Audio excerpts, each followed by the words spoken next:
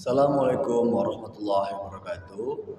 Izin memperkenalkan diri, nama saya Muhammad Kevin Hasibuan, ASN dari instansi Badan Nasional Pencarian dan Pertolongan, Unit Penempatan Kantor Pencarian dan Pertolongan kelas B Bengkulu, Angkatan 6, Kelompok 4. Saya ingin berbagi tentang pengalaman saya belajar mengenai materi Smart ASN dan Manajemen ASN.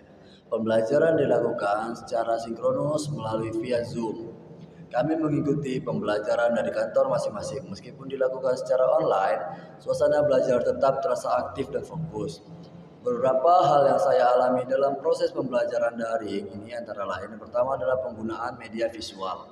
Seperti slide presentasi dan video pendek sangat membantu untuk memahami materi.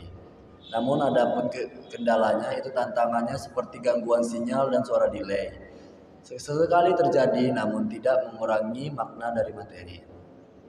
Secara umum, meskipun tidak dilakukan secara tatap muka, pembelajaran daring ini tetap memberikan ruang untuk refleksi, diskusi, dan pemahaman yang cukup mendalam. Yang pertama adalah materi tentang Smart ASN.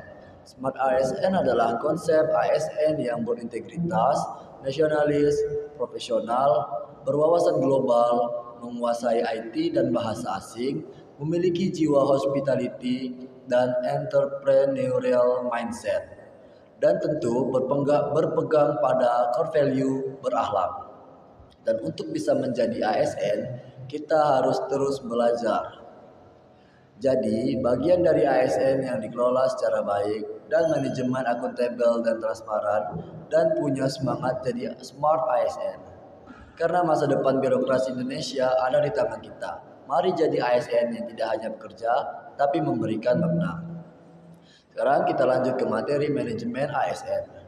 Manajemen ASN itu sendiri adalah proses pengolahan aparatur sipil negara secara sistematis, objektif, dan berdasarkan prinsip meritokrasi untuk memastikan ASN memiliki kompetensi, kinerja, dan integritas dalam menjalankan tugas pelayanan publik dan mendukung pembangunan nasional.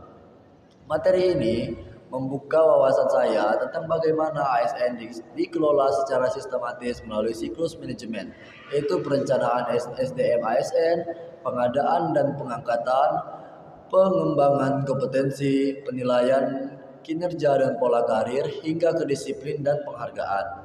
Saya menyadari bahwa ASN bukan hanya sekedar pegawai negara, tapi bagian dari sistem pemerintahan yang harus diatur dengan prinsip meritokrasi agar pelayanan publik berjalan maksimal. Manajemen ASN bukan hanya sekedar mengatur pegawai atau penempatan jabatan. Lebih dari itu, ini tentang bagaimana kita membangun kompetensi, mengolah kinerja, menjaga integritas, dan membangun budaya kerja yang sehat dan kolaboratif. Sekian yang dapat saya sampaikan. We are family. Afiknam Jagat Samagra. Wassalamualaikum warahmatullahi wabarakatuh.